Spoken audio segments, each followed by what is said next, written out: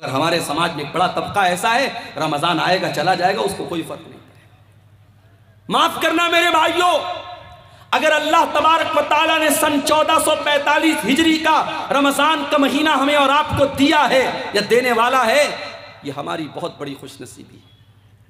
ہمیں سے بہت سارے لوگ ایسے ہیں پچھلے رمضان کو ہمارے بیچ میں تھے، اس سال نہیں ہیں، اللہ کو پیارے ہو چکے۔ اللہ نے ہمیں ایک اور رمضان دیا ہے، اور یہاں پر آپ وہ حدیث اپنے سامنے رکھیے، ابن ماجہ کی صحیح روایت، حضرت طلحہ رضی اللہ تعالیٰ عنہ کہتے ہیں کہ نبی کے دور میں دو لوگ اسلام لائے، ایک ساتھ اسلام لائے، اور اس دو بھائیوں میں سے ایک بھائی بہت محنتی تھا، دین کے کام میں آگے آگے رہتا تھا، دوسرا کچھ کمزور تھا۔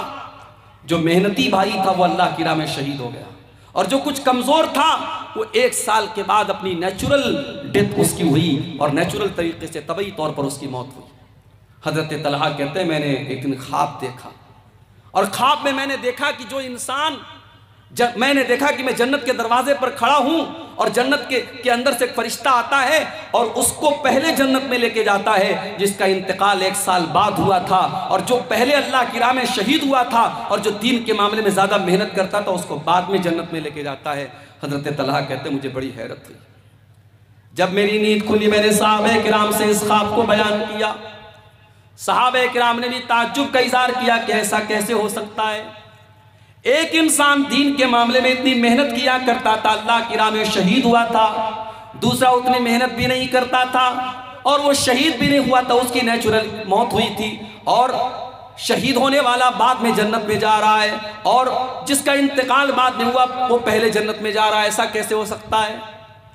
جب یہ بات اللہ کے پیارے رسول کے کانوں تک پہنچی، کیا فرمایا اللہ کے پیارے نبی نے؟ آپ نے فرمایا کیا تمہیں طلحہ کے خواب پر تعجب ہو رہا ہے؟ اے میرے صحابہ، کیا تمہیں حیرت ہو رہی ہے کہ طلحہ نے ایسا خواب کیوں دیکھا ہے؟ مجھے ایک سوال کا جواب دو، جس بھائی کا انتقال 1 سال بعد ہوا تھا، الیس قد ادرک رمضان، کیا اس نے اپنی زندگی میں ایک اور رمضان کا مہینہ نہیں پایا؟ صحابہ نے کہا ہاں اللہ کے نبی، اس نے ایک اور رمضان کا مہینہ پایا۔ آپ نے فرمایا الیس قد صام وصلی وسجد من سجدۃ کذا وکذا، اس ایک رمضان میں اس نے اپنے بھائی کے مقابلے میں زیادہ نماز پڑھی، زیادہ روزہ رکھا اور زیادہ اللہ کی راہ میں سجدہ کیا۔ صحابہ نے کہا ہاں اللہ کے نبی یہ تو صحیح کہہ رہے ہیں آپ نے فرمایا فکان ما بینہما ابعد مما بین الارض والسماء، اے میرے صحابہ کان کھول کر کے سن لو، جب ایک رمضان اس نے زیادہ پایا اور ایک رمضان میں اس نے زیادہ عبادت کی، تو دونوں بھائیوں کے درمیان، ان کے درمیان جو دوری ہے وہ زمین و آسمان کی دوری سے بھی زیادہ ہے۔ اللہ اکبر، ہم خوش نصیب ہیں میرے بھائی، اللہ ہمیں ایک اور رمضان دے رہا ہے۔ اب یہ ہمارے اوپر ڈیپینڈ کرتا ہے کہ ہم اس رمضان کی قدر کرتے ہیں یا ہم غفلت کی بیماری میں پڑے رہتے ہیں۔ جس طریقے سے وہ بدنصیب حرم کے پاس بیٹھ کر کے موبائل میں گیم کھیل رہا تھا، ہم میں سے بھی بہت بڑے بدنصیب ایسے لوگ ہوں گے جو رمضان میں راتوں کو کھا پی کر کے اور دن میں سو کر کے گزارتے ہیں، جن کے رمضان کا کوئی مقصد نہیں ہوتا۔ اور ایسے ہی لوگوں کے بارے میں اللہ کے نبی نے فرمایا تھا کہ بہت سارے ایسے لوگ ہیں جن کے روزے کا مقصد لیس لہ من صیامہ الا الجوع، ان کو سوائے بھوکے پیاسے رہنے کے روزے سے کچھ نہیں ملتا۔ اللہ سے دعا کیجیے اللہ ان بد نصیبوں میں ہم کو شامل نہ کرے میرے بھائی۔ غفلت کی بیماری کیوں ہوتی ہے؟ انسان کا دل غافل کیوں ہوتا ہے؟ تو نوٹ کر لو پہلی وجہ، انسان کا دل غافل تب ہوتا ہے جب انسان اللہ تعالیٰ سے ناواقف ہوتا ہے، جب انسان اللہ تعالیٰ کو جانے گا، اس کی صفات کو جانے گا، اس کے بارے میں جانے گا، اس کا دل کبھی غافل نہیں ہوگا۔ جس کے دل میں یہ احساس ہوگا کہ میرا اللہ تو جبار ہے، پکڑنے والا ہے، ان بطش ربک لشدید، میرے رب کی پکڑ بڑی تیز ہے۔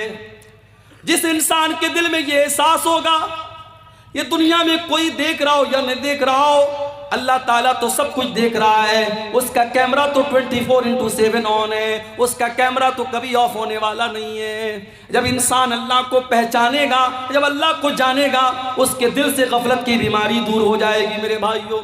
اسی لیے جب حضرت لقمان اپنے بیٹے کو نصیحت کرتے ہیں تو پہلے کیا کہتے ہیں؟ پہلے اللہ کے بارے میں اپنے بیٹے کو بتاتے ہیں، یا بنی انہا ان تک مثقال حبۃ من خردل فتکن فی صخرۃ او فی السماوات او فی الارض یأتی بها اللہ۔ حضرت لقمان اپنے بچے سے کہتے ہیں اے میرے بچے، ایک رائی کے دانے کے برابر بھی اگر کوئی چیز ہوگی، آسمانوں کے اندر کہیں ہوگی، زمین کے اندر کہیں ہوگی، اور کسی چٹان کے نیچے چھپی ہوئی ہوگی، یاتی بھی اللہ کا پاور تو ایسا ہے، اللہ کی قدرت تو ایسی ہے، اللہ اس رائی کے دانے کے برابر چیز کو سامنے لے آئے گا۔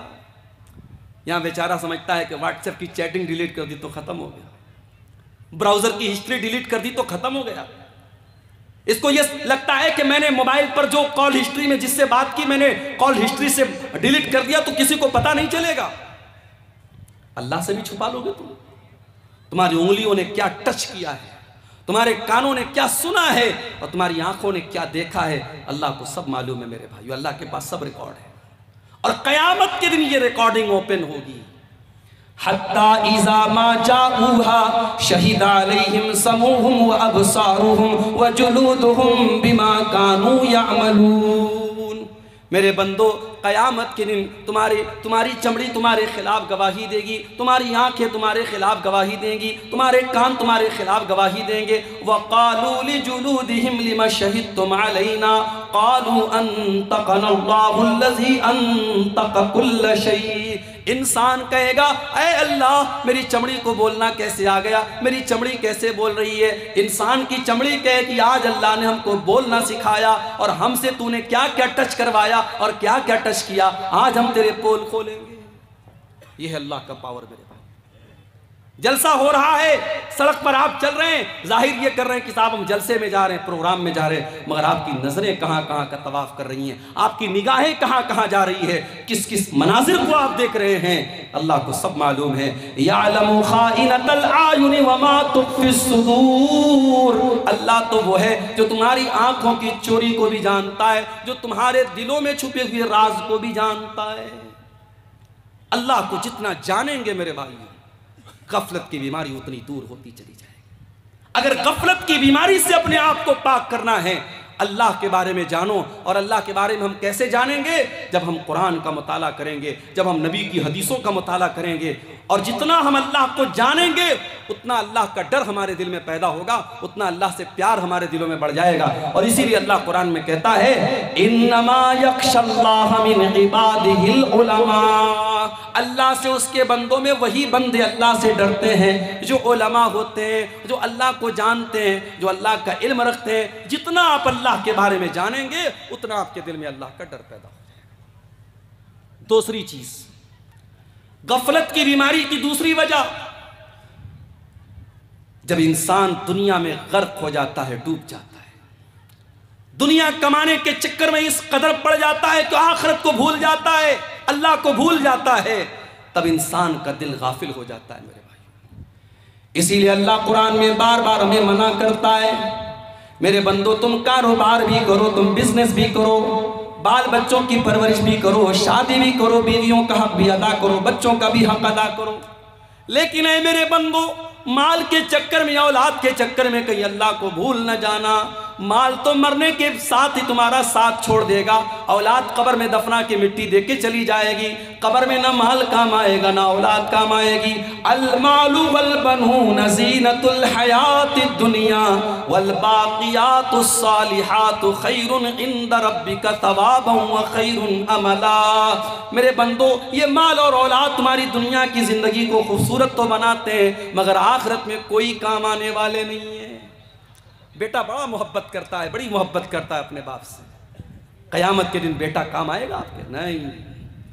یوم یفر المرء من اخیہ وامہ وابیہ وصاحبتہ وبنیہ لکل امرئ منہم یومئذ شان یغنیہ۔ قیامت کے دن انسان اپنے بھائی کو دیکھ کر کے بھاگے گا، اپنے بچوں کو دیکھ کر کے بھاگے گا، اپنی بیوی کو دیکھ کر کے بھاگے گا، اپنی اولاد کو دیکھ کر کے بھاگے گا۔ وہاں تو نفسی نفسی کا عالم ہوگا، وہاں تو سب کو اپنی فکر ہوگی۔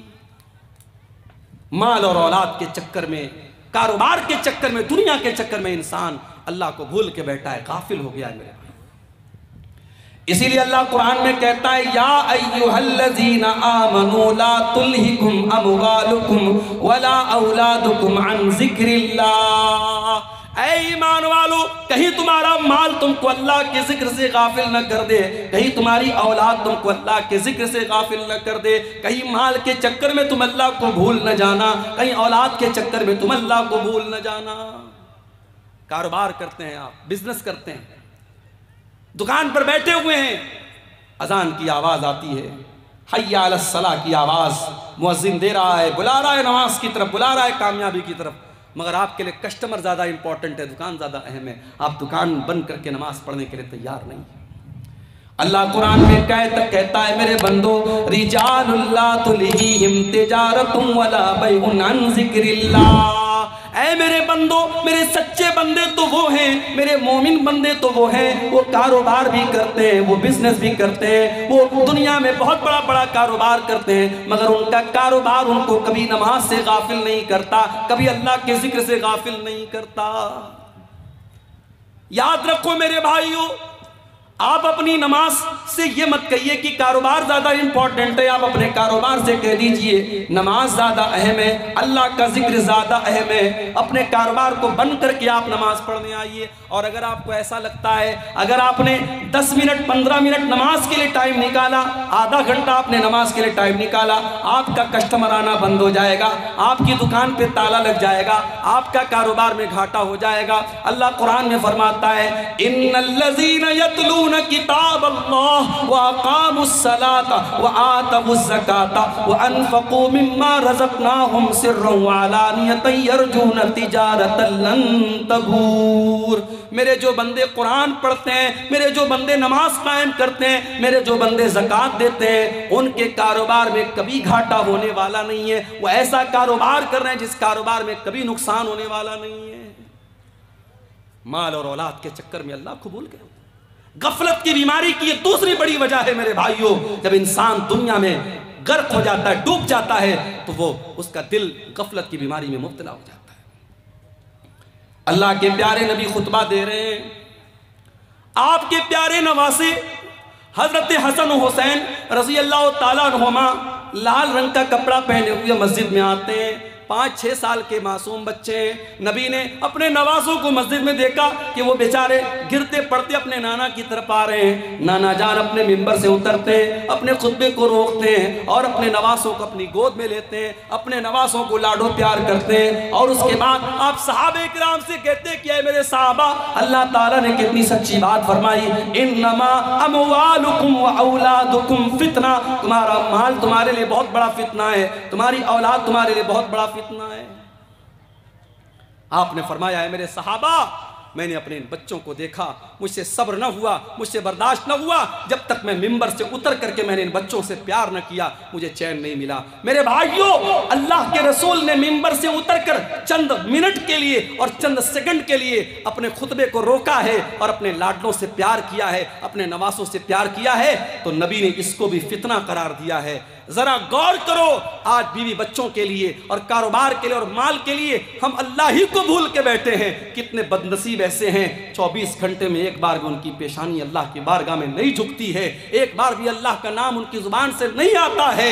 کتنے بڑے ناشکرے اور کتنے بڑے ناقدرے ہیں، اور اللہ تبارک و تعالیٰ کی نعمتوں کی کتنی بڑی ناشکری کرتے ہیں۔ میرے پیارے ساتھیوں، دنیا کی لذتوں میں جب انسان غرق ہو جاتا ہے تب اس کا دل غافل ہو جاتا ہے اور دل میں غفلت کی بیماری پیدا ہوتی ہے۔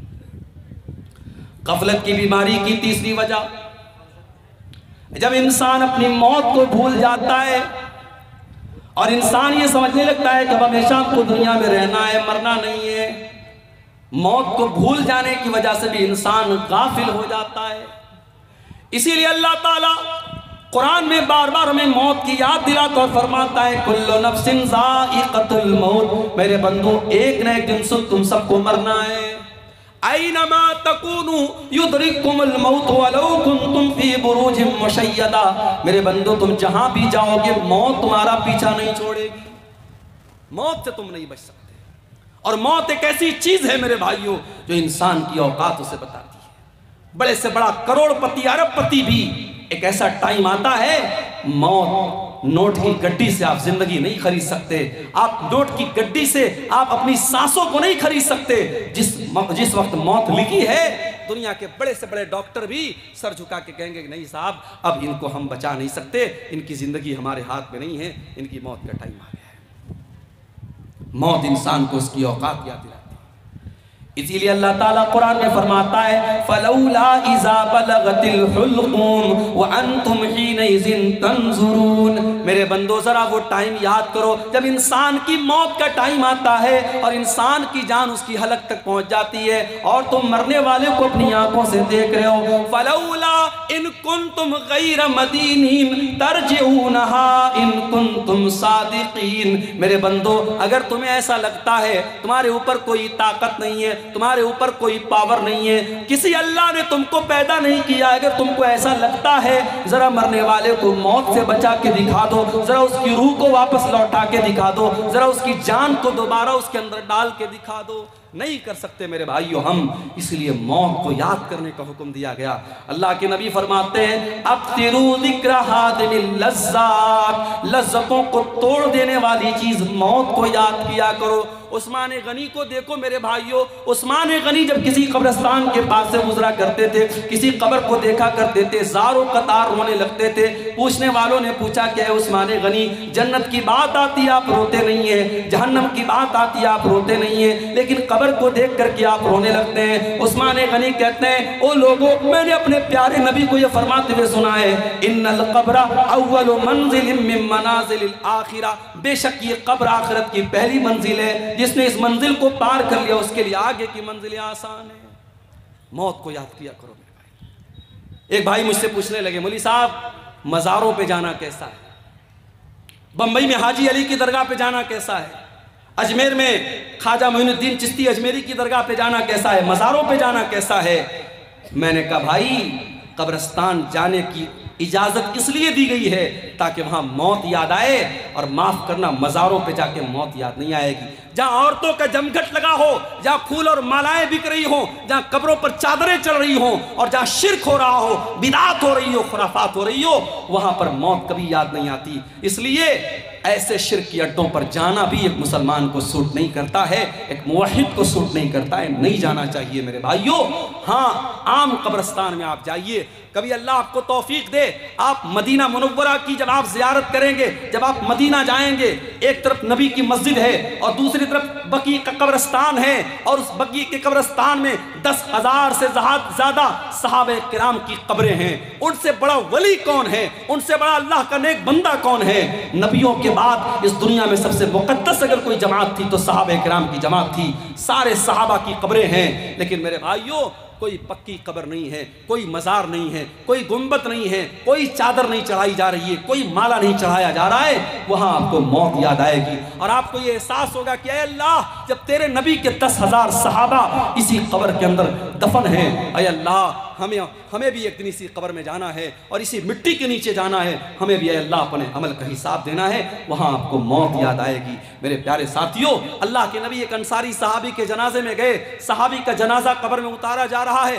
اللہ کے پیارے نبی وہیں قبر کے پاس بیٹھے ہوئے ہیں اور آپ کے صحابہ کرام بھی بیٹھے ہوئے ہیں، اور آپ جب موت کو یاد کرتے ہیں اور قبر کے مناظر کو یاد کرتے ہیں، ابن ماجہ کے الفاظ ہیں اللہ کے نبی رونے لگتے ہیں، اللہ کے رسول رونے لگتے ہیں، اور آپ جب رونے لگتے ہیں اس قدر روتے ہیں حتی بل السرا، آپ کی داڑھی آنسوں سے تر ہو جاتی ہے، اور آپ روتے روتے صحابہ کرام سے کہتے ہیں لمثل ھذا فاعدوا یا اخوانی، اے میرے بھائیو، اے میرے صحابہ، اس قبر کی تیاری کرو، یہاں تم سب کو آنا ہے، اس قبر میں تم کو دفن ہونا ہے، یہاں تم سب کو آنا ہے اور اپنے اپنے عمل کا حساب دینا ہے، اس لیے اے میرے صحابہ تم یہاں کی تیاری کرو۔ اس لیے میرے بھائیوں موت کو اور قبر کو یاد کیا کرو، مگر افسوس کی بات ہے ابھی بنارس میں کچھ دنوں پہلے کا واقعہ شاید آپ نے میڈیا میں پڑھا ہوگا کہ قبرستان سے 8-10 سال کی لڑکی کی لاش کو نکال کر کے ایک ظالم نے اس کی لاش کے ساتھ گندا کام کرنے کی کوشش کی تھی۔ قبرستان میں بیٹھ کر کے لوگ چرس اور گانجا پی رہے ہیں، اور جوا کھیلنے والے جوا کھیل رہے ہیں، اور موبائل پر گندی ویڈیو دیکھنے والے قبرستان پر بیٹھ کر کے ویڈیو دیکھ رہے ہیں۔ یہ ہماری غفلت کی انتہا ہے اور یہ ہماری دل کی سختی کا عالم ہے۔ میرے پیارے ساتھیوں، جب انسان موت کو یاد کرتا ہے تب اس کے دل کو اللہ تعالیٰ نرم کرتا ہے اور اس کے دل سے غفلت دور ہوتی ہے۔ اور آگے بڑھیے، غفلت کی بیماری کی ایک اور وجہ ہے اور وہ وجہ ہے برے لوگوں کی سنگت۔ جب آپ برے لوگوں کے ساتھ رہیں گے، گندے لوگوں کے ساتھ رہیں گے، دھیرے دھیرے آپ کے اوپر بھی ان کا اثر پڑے گا۔ آپ بے نمازیوں کے ساتھ اٹھیں گے بیٹھیں گے، آپ کو بھی نماز کے معاملے میں آپ ڈھیلے ہو جائیں گے۔ سگریٹ پینے والوں کے ساتھ آپ اٹھیں گے بیٹھیں گے، آپ کو سگریٹ سے جو نفرت ہونی چاہیے وہ نفرت نہیں ہوگی۔ آپ شرابیوں کے ساتھ بیٹھیں گے، شراب سے جو نفرت ہونی چاہیے وہ نہیں ہوگی۔ اسی لیے اللہ قرآن میں کہتا ہے یوم یعض الظالم علی یدیہ یقول یا لیتنی اتخذت مع الرسول سبیلا۔ قیامت کے دن ظالم انسان اپنے ہاتھ کو کاٹے گا اور کہے گا اے کاش میں نے رسول کا راستہ اختیار کیا ہوتا، یا ویلتا لیتنی لم اتخذ فلانا خلیلا، اے کاش میں نے فلاں کو اپنا ساتھی نہ بنایا ہوتا، اے کاش میں نے فلاں کو اپنا ساتھی نہ بنایا ہوتا۔ لقد اضلنی عن الذکر بعد اذ جاءنی، اس نے اللہ کے ذکر سے مجھ کو غافل کر دیا۔ میرے پیارے بھائیوں، برے لوگوں کی سنگت آپ کو برا بناتی ہے۔ اسی لیے اللہ کے نبی فرماتے ہیں المرء علی دین خلیلہ، انسان اپنے دوستوں کے دین پر ہوتا ہے، جو اس کے دوستوں کا دین ہوتا ہے، جو اس کے دوستوں کا طور طریقہ ہوتا ہے وہی انسان کا طریقہ ہوتا ہے۔ فَلْيَنْظُرْ أَحَدُكُمْ مَنْ يُخَالِلْ، اس لیے دوستی بہت سوچ سمجھ کے کیا کرو۔ مسلمان لڑکیاں آج فیس بک پر ایسی لڑکیوں سے فرینڈشپ کرتی ہیں جو کافر ہیں، مشرک ہیں، بے دین ہیں، اور وہ کہتی ہے صاحب ہم تو لڑکی ہیں، لڑکی لڑکی سے دوستی کر ہی سکتی ہے۔ معاف کرنا، یہ اصول صحیح نہیں ہے۔ آپ کی لڑکی کسی گرلز کالج میں پڑھ رہی ہے جہاں صرف لڑکیوں کی تعلیم ہو رہی ہے، اور وہاں پہ آپ کی بیٹی ایسی لڑکی کو سہیلی بنا رہی ہے جس کا اسلام سے کوئی تعلق نہیں ہے، جس کے مذہب میں اور جس کے گھر میں کوئی پابندی نہیں ہے، اور جو چار لڑکوں سے جس کا چکر چل رہا ہے، اس لڑکی کے ساتھ جب آپ کی برقع پہننے والی اور نقاب پہننے والی بیٹی جب اس لڑکی کے ساتھ اٹھے گی بیٹھے گی اور اس کی سہیلی بنے گی، تو معاف کرنا میرے بھائیوں اور میری بہنوں، اس کا اثر کہیں نہ کہیں آپ کے اوپر پڑے گا۔ بری صحبت سے بھی انسان غفلت کی بیماری میں پڑتا ہے۔ اس لیے اپنے لڑکوں اور لڑکیوں کی دوستی پر بھی نظر رکھو کہ وہ کس سے دوستی کر رہے ہیں۔ اگر برے دوستوں کے ساتھ آپ کا لڑکا یا لڑکی بیٹھ رہا ہے تو اس سے بھی آپ کے گھر میں بہت بڑا بگاڑ آنے کا اندیشہ ہے، اور یہ غفلت کی ایک بہت بڑی وجہ ہے میرے بھائی۔ اور آگے بڑھیے، غفلت کی ایک اور وجہ ہے قرآن کریم کو چھوڑ دینا۔ اللہ کی آخری کتاب قرآن کریم، جس کے اندر اللہ تعالیٰ نے یہ تاثیر رکھی ہے کہ قرآن ہمارے دلوں کو نرم کرتا ہے۔ قرآن کی آیتیں جب بار بار ہم پڑھتے ہیں، سنتے ہیں، اچھے قاری کی آواز میں قرآن کو سنتے ہیں، ہمارا دل نرم ہو جاتا ہے۔ اسی لیے اللہ کے پیارے نبی قرآن کو پڑھا بھی کرتے تھے اور سنا بھی کرتے تھے۔ بخاری کے الفاظ ہیں، اللہ کے پیارے نبی عبداللہ بن مسعود سے کہتے ہیں اے عبداللہ مجھے قرآن پڑھ کے سناؤ۔ عبداللہ بن مسعود کہتے ہیں اللہ کے نبی میں آپ کو قرآن کیسے پڑھ کے سناؤں، قرآن تو آپ ہی کے اوپر نازل ہوا ہے۔ آپ کہتے ہیں عبداللہ آج میں دوسرے کے منہ سے قرآن سننا چاہتا ہوں، ذرا مجھ کو قرآن پڑھ کے سناؤ۔ عبداللہ بن مسعود قرآن پڑھنے لگتے ہیں اور سورہ نساء کی تلاوت کرتے ہیں، اور سورہ نساء کو پڑھتے ہوئے جب عبداللہ بن مسعود قرآن کی آیت پر پہنچتے ہیں فَكَيْفَ إِذَا جِئْنَا مِن كُلِّ أُمَّةٍ بِشَهِيدٍ وَجِئْنَا بِكَ عَلَىٰ هَٰؤُلَاءِ شَهِيدًا، اے نبی اس وقت آپ کا کیا حال ہوگا جب ہر امت میں سے ہم ایک گواہ لائیں گے، اور اے نبی ہم آپ کی امت کے اوپر آپ کو گواہ بنائیں گے۔ جب اللہ کے نبی نے قرآن کی آیت کو سنا، بخاری کے الفاظ ہیں ذَرَفَتَيْنَا، اللہ کے نبی رونے لگے، اور آپ نے کہا عبداللہ بس کرو بس کرو۔ عبداللہ کہتے ہیں میں نے نظریں اٹھا کے دیکھا فَإِذَا عَيْنَاهُ تَذْرِفَانِ، اللہ کے نبی کی آنکھوں سے آنسو بہ رہے تھے۔ میرے پیارے بھائیوں، قرآن اللہ کی وہ کتاب ہے لو انزلنا هذا القرآن على جبل لرأيته خاشعا متصدعا من خشية اللہ، اگر اس قرآن کو ہم نے کسی پہاڑ کے اوپر بھی اتارا ہوتا تو پہاڑ بھی اللہ کے خوف سے چور چور ہو جاتا، پہاڑ بھی اللہ کے خوف سے ریزہ ریزہ ہو جاتا۔ انسان کا دل تو گوشت پوست سے بنا ہے، انسان کا دل تو معمولی ہے، انسان کے دل کی کیا اوقات ہے میرے بھائیوں۔ قرآن کی تو یہ تاثیر ہے، قرآن کسی پہاڑ پر بھی اترا ہوتا تو قرآن کے اثر سے پہاڑ بھی چکنا چور ہو جاتا۔ قرآن سے اپنا تعلق مضبوط کرو میرے بھائی۔ اور آگے رمضان کا مہینہ آ رہا ہے، اور رمضان کا مہینہ قرآن کے نزول کا مہینہ ہے، اسی مہینے میں قرآن اترا ہے، اور روزے اور قرآن کے ساتھ بڑا گہرا تعلق ہے۔ اللہ کے نبی فرماتے ہیں، بخاری اور مسلم کی روایت ہے کہ قیامت کے دن اللہ کے پاس روزہ بھی چل کے آئے گا اور قرآن بھی چل کے آئے گا، اور روزہ کہے گا اے اللہ منعتہ الطعام والشراب فی النہار، اے اللہ دن کے 14-15 گھنٹے تیرا یہ بندہ بھوکا رہتا تھا، پیاسا رہتا تھا۔ روزہ کہے گا اے اللہ میری تیرے ڈر سے اور میری وجہ سے یہ کھانا اور پانی نہیں کھاتا تھا، پیتا تھا، اے اللہ تو اس کو معاف کر دے، اس کی مغفرت کر دے۔ اور قرآن کہے گا منعتہ النوم باللیل، اے اللہ دنیا رات میں سوئی رہتی تھی، دنیا رات میں عیش کرتی تھی، اے اللہ تیرا یہ بندہ راتوں کو اٹھ کر کے قرآن پڑھا کرتا تھا، تہجد میں قرآن پڑھتا تھا، تلاوت کرتا تھا قرآن کی۔ قرآن ہمارے لیے سفارش کرے گا۔ میرے بھائیوں اس قرآن سے اپنا تعلق مضبوط کر لو۔ اگر چاہتے ہو کہ دل سے غفلت کی چادر ختم ہو جائے، دل سے غفلت کی لیئر ہٹ جائے اور دل پہ گناہوں کے جو دھبے ہیں وہ مٹ جائیں، تو قرآن سے اپنا تعلق مضبوط کر لو۔ اسی لیے آپ دیکھیے کہ قرآن میں اللہ کہتا ہے فَلَا يَتَدَبَّرُونَ الْقُرْآنَ مَا لَا قُلُوبٍ أَقْفَالُهَا، جو لوگ قرآن کے اوپر غور نہیں کرتے ان کے دلوں کے اوپر تالے لگ جاتے ہیں۔ موبائل میں آپ دیکھیے جب موبائل میں لاک لگ جاتا ہے تو جب تک آپ پاسورڈ نہیں ڈالیں گے لاک نہیں کھلے گا ہمارا۔ اور دل کے لاک کو کھولنے کا اگر کوئی طریقہ ہے تو قرآن کریم ہے میرے پیارے ساتھیوں۔ اس لیے قرآن سے اپنا تعلق مضبوط کرو، اور قرآن کو صرف جو حافظ ہیں ان کو نہیں پڑھنا ہے، قرآن کو ہر ایک کو پڑھنا ہے۔ اگر آپ قرآن اٹک کے پڑھتے ہیں، قرآن جو ہے مہارت کے ساتھ نہیں پڑھ پاتے ہیں، قرآن پڑھتے وقت اگر آپ کی زبان اٹکتی ہے، اٹک کر کے پڑھنے والے کو ڈبل ثواب ملے گا۔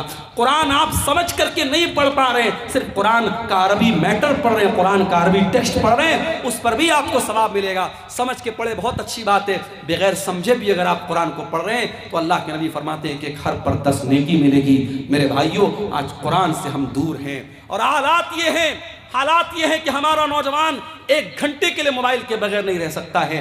1 گھنٹہ اگر موبائل کی بیٹری ختم ہو جائے بے چین ہو جاتا ہے، نہ جانے کس کی کال آئی ہوگی، نہ جانے کس کا میسج آیا ہوگا، نہ جانے کون مجھ کو یاد کر رہا ہوگا۔ ذرا سوچو میرے بھائیوں، اگر آپ کا کوئی دوست، بڑا خاص دوست آپ کو میسج کرتا ہے اور آپ واٹس ایپ کھول رہے ہیں، سارے لوگوں کے میسج دیکھ رہے ہیں، اور اس دوست کا میسج آپ اوپن نہیں کر رہے ہیں، کھول نہیں رہے ہیں، آپ کا دوست آپ سے ملے گا، کہے گا یار تو دوست ہے کہ دشمن ہے؟ جب تو میرا میسج نہیں دیکھ رہا ہے، تجھے میری کوئی فکر نہیں ہے، وہ دوست آپ سے دوستی ختم کر دے گا، تعلق ختم کر دے گا۔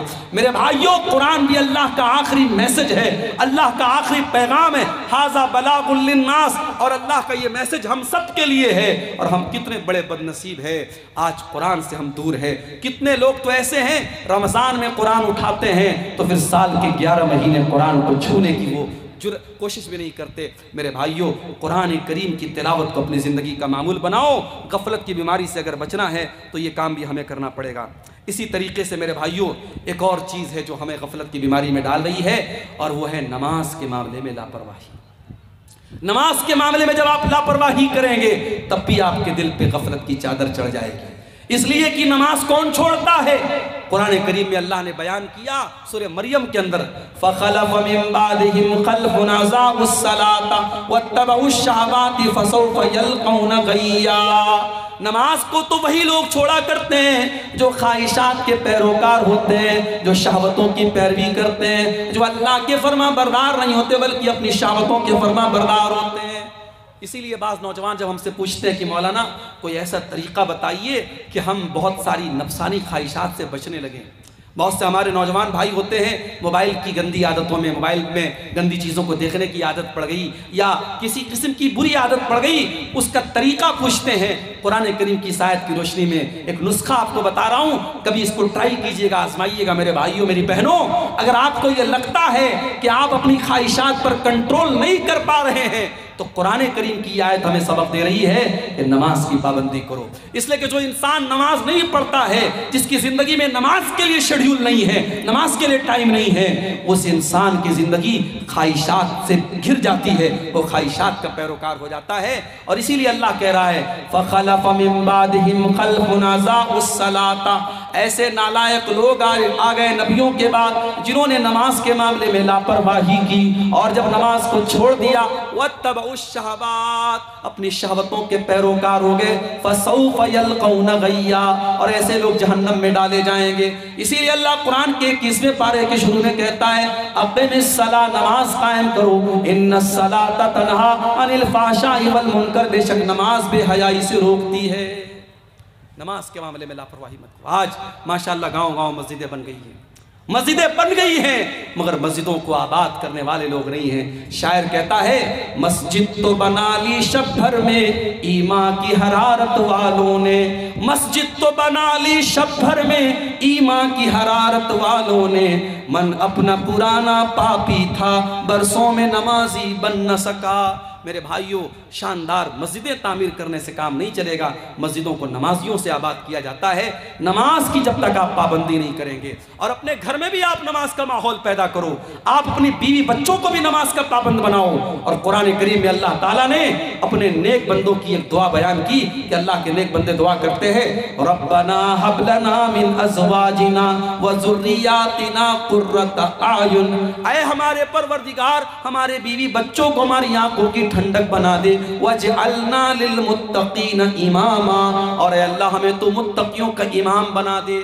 ایک باپ کے لیے اس کے بچے کب آنکھوں کی ٹھنڈک بنیں گے، ایک شوہر کے لیے اس کی بیوی کب آنکھوں کی ٹھنڈک بنے گی؟ جب شوہر کی بیوی نمازی ہوگی، جب باپ کے بچے نمازی ہوں گے۔ اسی لیے اللہ کے نبی فرماتے ہیں تمہارے بچے 7 سال کے ہو جائیں تو نماز کا حکم دو، اور 10 سال کے ہو جائیں اور نماز نہ پڑھے تو ان کی پٹائی کرو۔ میری ماں جب آپ مصلے پر کھڑی ہو کر کے نماز پڑھیں تو اپنی 10 سال کی بیٹی کو بھی اپنے ساتھ کھڑی کریں۔ اور اسی لیے میں گاؤں گاؤں ایک بات کی تبلیغ کرتا ہوں۔ آپ کے جھارکھنڈ کے کئی علاقوں میں گیا، دیکھا شاندار مسجد قائم ہے، اہل حدیثوں کی بستی ہے، لیکن مسجد میں جمعہ میں عورتوں کا انتظام نہیں ہے۔ میں بڑی تاکید کے ساتھ کہتا ہوں حالات بہت خراب ہو چکے ہیں میرے بھائیوں، حالات بہت خراب ہو چکے ہیں۔ آپ دیکھیں خبر آپ نے سنی ہوگی ہمارے اتر پردیش کے بریلی شہر میں 8 سال تک مدرسے میں پڑھنے والی لڑکی فیس بک پر ایک غیر مسلم لڑکے سے دوستی کرتی ہے اور اس کے بعد اس کے جال میں پھنستی ہے، اس سے شادی کرتی ہے اور ہندو مذہب میں داخل ہو جاتی ہے، اسلام کو چھوڑ دیتی ہے۔ 8 سال تک مدرسے میں پڑھنے والی لڑکی کا یہ حال ہے۔ ہماری قوم آج کہاں جا رہی ہے میرے بھائی؟ ہماری اور آپ کی بچیاں آج اسلام کو چھوڑ کر کے مرتد ہو رہی ہیں۔ شاید پوری اسلامی تاریخ میں ایسا بدترین دور نہیں دیکھا گیا تھا میرے بھائیوں۔ ہمیں مارا تو گیا، ہمیں کاٹا تو گیا، ہم پر ظلم تو ہوئے، مگر ہمارا ایمان اس قدر کمزور ہو جائے کہ ہماری بچیاں، ہماری قوم کی بہنیں، ہماری قوم کی بیٹیاں آج فیس بک اور انسٹاگرام پر کسی کے آئی لو یو پر اور کسی کی محبت بھرے جملوں پر فدا ہو کر کے اپنے دین کو خیر بات کہہ دیں، اپنے مذہب کو چھوڑ دیں، اپنی توحید کو چھوڑ دیں۔ اتنا بدترین دور ہم نے کبھی نہیں دیکھا تھا میرے بھائیوں۔ اس کا مطلب یہ ہوا کہ کہیں نہ کہیں پانی مر رہا ہے، کہیں نہ کہیں ہم سے کوتاہی ہو رہی ہے، اور کہیں نہ کہیں ہم نے اپنی بچیوں اور اپنی بیٹیوں کی تربیت جیسی کرنی چاہیے تھی ویسی نہیں کی ہے۔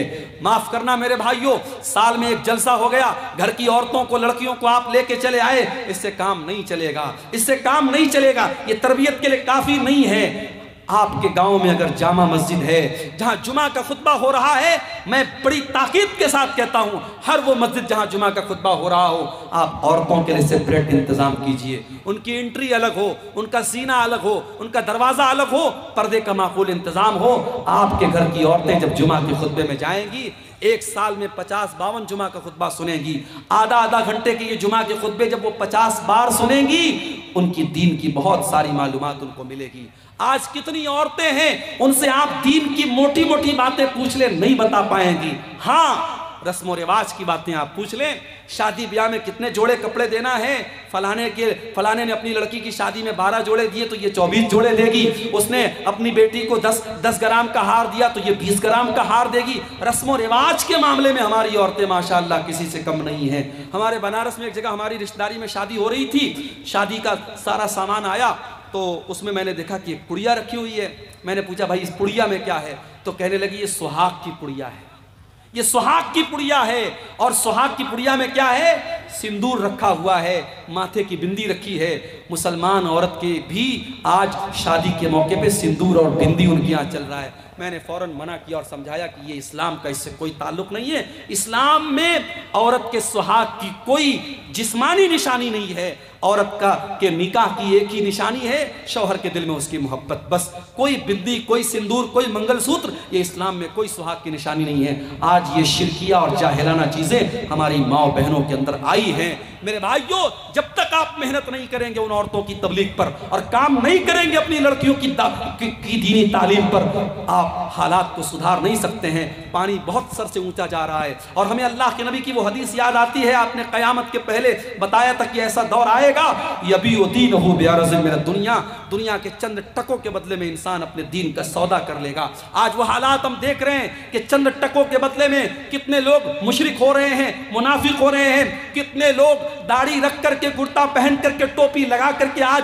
نیوز چینل پر آ کر کے، ٹی وی چینل پر آ کر کے اللہ کے بارے میں اناپ شناپ بک رہے ہیں، اسلام کے بارے میں الٹی سیدھی چیزیں بک رہے ہیں اور شرکیہ نعرے اپنی زبان سے نکال رہے ہیں. یہ ایمان کی کمزوری کا دور ہے میرے بھائیوں، یہ فتنوں کا دور ہے. اپنے بچوں کی تربیت پر توجہ دو، خود بھی نماز کی پابندی کرو اور ان کو بھی نماز کا پابند بناؤ.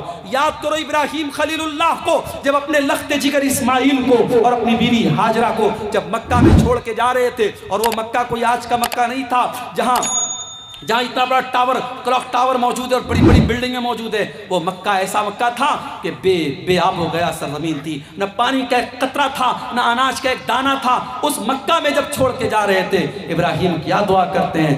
ربنا انی اسکنت من ذریتی بواد غیر ذی زرع عند بیتک المحرم ربنا لیقیموا الصلاۃ.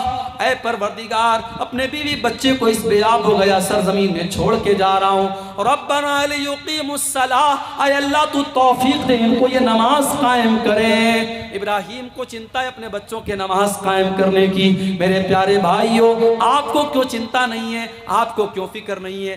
آپ گھومنے جاتے ہیں، بچوں کو لے کے جاتے ہیں، ہوٹل میں کھانا کھاتے ہیں، بچوں کو لے کے کھانا کھاتے ہیں، بیوی کو لے کے کھانا کھاتے ہیں. کیا آپ یہ گوارا کریں گے؟ کیا آپ یہ پسند کریں گے کہ آپ تو جنت میں چلے جائیں اور آپ کی بیوی جہنم میں چلی جائے، آپ کے بچے جہنم کی آگ میں جلیں؟ میرے بھائیو، ہم کبھی یہ پسند نہ کریں گے. اسی لیے اللہ قرآن میں بار بار کہتا ہے قُوا أَنفُسَكُمْ وَأَهْلِيكُمْ نَارًا، اے ایمان والو اپنے آپ کو اور اپنے گھر والوں کو جہنم کی آگ سے بچاؤ. جہنم کی آگ سے بچاؤ. جس پریوار سے آپ محبت کرتے ہیں اسے جہنم کی آگ میں جلتا ہوا نہیں دیکھ سکتے. اسی لیے جب آپ رات میں تہجد کے لیے اٹھے تو اپنی محترمہ کو بھی اٹھائیں کہ چلو اٹھو تم پڑھو. اور میں اپنی ماں سے کہنا چاہتا ہوں، بہت سی عورتیں ہوتی ہیں رات میں تہجد پڑھتی ہیں لیکن شوہر کو کبھی نہیں اٹھاتی ہیں. اللہ کے نبی فرماتے ہیں رحم اللہ رجلا قام من اللیل، اللہ تعالیٰ کی رحمت نازل ہوتی ہے اس انسان کے اوپر جو رات میں اٹھ کر کے تہجد پڑھتا ہے. وہ ایقظ امرأتہ، اور اپنی بیوی کو اٹھاتا ہے. اگر بیوی انکار کر دیتی ہے اپنی بیوی کے چہرے پر پانی چھڑک کر کے اس کو اٹھاتا ہے. اور اللہ تعالیٰ کی رحمت نازل ہوتی ہے اس عورت کے اوپر جو رات میں اٹھ کر کے تہجد پڑھتی ہے اور اپنے شوہر کو بھی اٹھاتی ہے. میری پیاری ماں اور بہنوں، ایسی بیوی بنو جو شوہر کے دین میں اس کی مدد کرے. شوہر کے اندر کوئی غلط عادت ہے اس کو چھڑانے والی بنو. اسی لیے جب اللہ کے رسول سے پوچھا گیا کہ بہترین عورت کی نشانی کیا ہے، آپ نے 3 چیزیں بتائی. پہلی چیز التی تسرہ اذا نظر، جب شوہر دیکھے تو خوش ہو جائے. دوسری چیز وتطیعہ اذا امر، جب شوہر کوئی بات کہے تو مانے. اور تیسری چیز ولا تخالفہ فی نفسہا ومالہ بما یکرہ، شوہر کے مال کی اور اپنے عزت و آبرو کی حفاظت کرے. یہ قیمتی عورت کی نشانی ہے. تو میرے بھائیوں، نماز کا ماحول اپنے گھر میں پیدا کرو، بیوی بچوں کو بھی نماز کا پابند بناؤ اور خود بھی نماز کا پابند بناؤ. جب تک ہم نماز کی پابندی نہیں کریں گے دل سے غفلت کی چادر ختم ہونے والی نہیں ہے. اور آخری چیز جو بیان کر کے میں بات ختم کروں گا میرے بھائیوں، غفلت کی ایک اور بہت بڑی وجہ یہ ہے جب ہم گناہ پر گناہ کرتے چلے جاتے ہیں، جب گناہ ہماری نظر میں ہلکے ہو جاتے ہیں اور گناہوں کو ہم خطرناک سمجھنا چھوڑ دیتے ہیں، تب بھی ہم غفلت کے شکار ہو جاتے ہیں. یاد رکھو میرے بھائی، گناہ ہے، چاہے وہ گناہ چھوٹا ہو چاہے وہ گناہ بڑا ہو. کبھی گناہوں کو حقیر مت جانو اور اپنے آپ کو گناہوں سے بچانے کی کوشش کرو.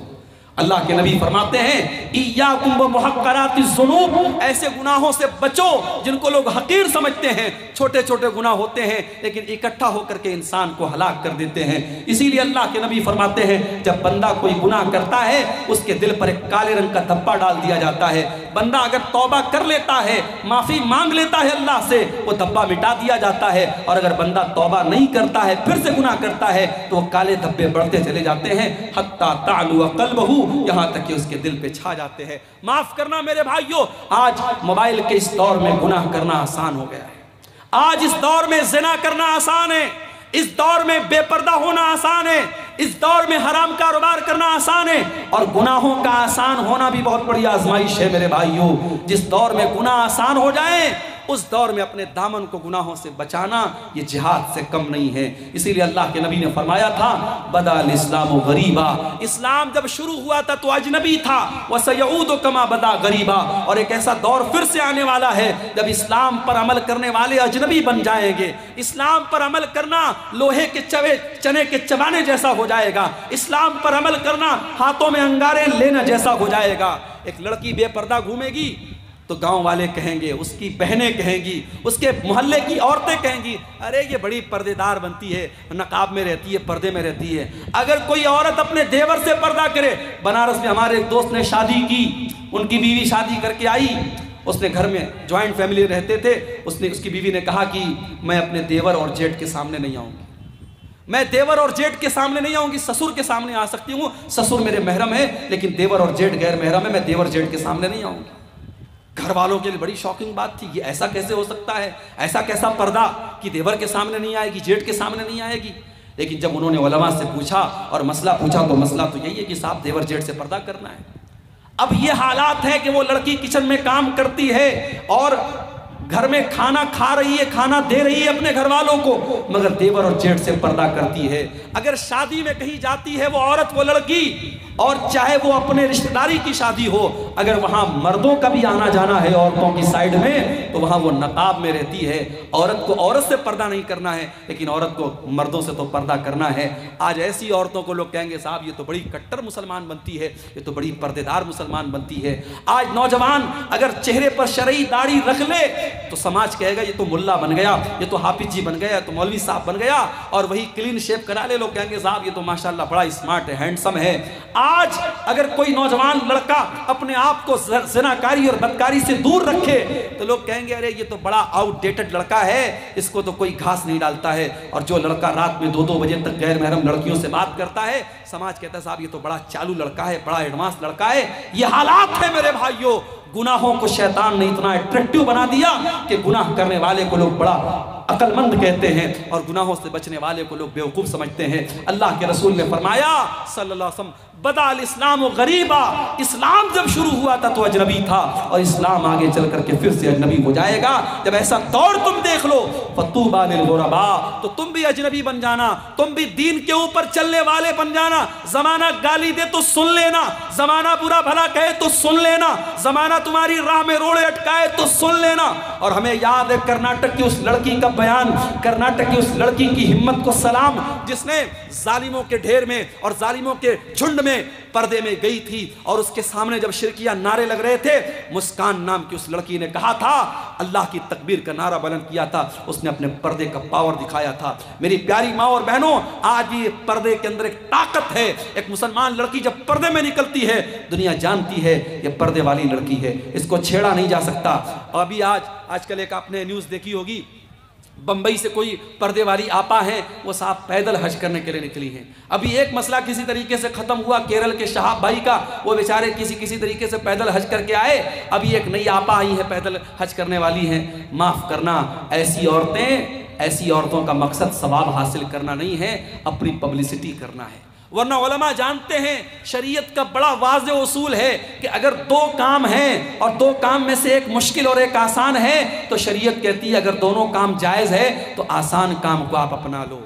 اگر آپ کو نماز پڑھنی ہے اور ٹھنڈی چھاؤں بھی موجود ہے اور کڑی دھوپ بھی ہے تو کڑی دھوپ میں کھڑے ہو کر کے نماز پڑھنا کوئی ثواب کا کام نہیں، آپ ٹھنڈی چھاؤں میں کھڑے ہو کر کے نماز پڑھیے۔ اگر مسجد میں پنکھا ہے اور پنکھا چلا کر کے آپ نماز پڑھ سکتے ہیں تو کوئی ضرورت نہیں کہ آپ پسینہ کھائیں۔ اگر ہوائی جہاز کا انتظام ہے اور آپ 4 گھنٹے میں آپ جو ہے جھارکھنڈ سے رانچی سے آپ جدہ پہنچ سکتے ہیں اور آپ پٹنہ سے جدہ پہنچ سکتے ہیں تو کوئی ضرورت نہیں ہے آپ پیدل آپ حج کرنے کے لیے نکلیں اور دنیا کو کے اندر پبلسٹی کریں۔ آج دین کو پبلسٹی کا بھی ایک ذریعہ بنا دیا گیا ہے۔ میرے بھائیوں، آج حالات یہ ہیں، ممبئی کے ایک بہت بڑے کاروباری، ممبئی اور گجرات کے ایک بہت بڑے کاروباری فیملی میں شادی ہونے والی ہے۔ ابھی شادی کے پہلے کی جو تقریبات ہیں، جس کو پری ویڈنگ سیریمنیز کہا جاتا ہے، ان کی شادی کی اس تقریبات میں 9 ارب روپے خرچ ہو چکے ہیں، اور امریکہ سے ایک ناچنے گانے والی کو بلا کر کے 74 کروڑ روپیہ دے کر کے اسے نچوایا گیا تھا، اور میڈیا تالی بجا رہا ہے، اور ہمارے بالی ووڈ کے بڑے بڑے سپر سٹار اس شادی میں جا رہے ہیں، کسی کو کوئی فرق نہیں پڑتا ہے۔ اور وہی 2 مہینے 3 مہینے کے بعد جب ہمارا بقرعید کا تہوار آئے گا اور ہندوستان بھر کے مسلمان جب قربانی کریں گے، تو اس میڈیا کو سانپ سونگھ جائے گا، اور یہ میڈیا اسلام کی دشمنی میں کہے گا کہ صاحب مسلمانوں کو قربانی نہیں کرنی چاہیے، بے زبان جانور مر رہے ہیں، اتنا پیسہ جانوروں کی قربانی پر خرچہ ہو رہا ہے، اتنے پیسے سے کتنے غریبوں کا مکان بن سکتا ہے، کتنی غریب بیٹیوں کی شادی ہو سکتی ہے۔ ان دھوکے باز میڈیا والوں سے جا کر کے کوئی کیوں نہیں کہتا کہ 9 ارب روپیے ایک شادی کی تقریبات پر خرچ کر دیے گئے، جس دیش میں 85 کروڑ لوگوں کو، غریب لوگوں کو فری میں راشن دیا جا رہا ہے، اس دیش میں ایک انسان کی شادی پر 9 ارب روپیے خرچ کیے جا چکے ہیں۔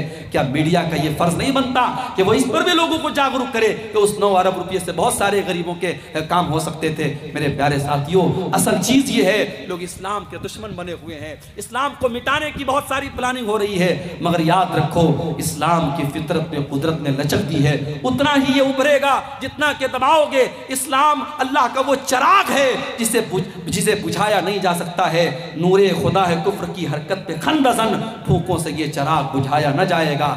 انشاءاللہ اسلام کل بھی تھا اور آج بھی ہے، اور قیامت کی صبح تک باقی رہے گا۔ ہماری ذمہ داری یہ ہے کہ ہم اپنے دلوں کو غفلت سے دور کریں میرے بھائیوں، اور جو چیزیں میں نے بتائی ہیں ان اسباب کو دور کر کے ہم اپنے دلوں کی غفلت کو دور کر سکتے ہیں، اور اگر ہم نہیں کریں گے تو یاد رکھو پھر حالات وہی ہوں گے کہ حرم میں بیٹھ کر بھی لوگ موبائل پر ویڈیو گیم کھیلیں گے، اور رمضان کے مقدس مہینے میں بھی لوگ بے حرمتی کریں گے۔ اور آج آپ دیکھ لیں کہ اس غفلت کی بیماری نے آج ہم کو کہاں لا کے کھڑا کر دیا ہے۔ میرے بھائیوں، میں گزارش کرتا ہوں آپ سب سے کہ ہم سب اپنے دلوں کو ٹٹولیں اور اپنی غفلت کی دور کریں۔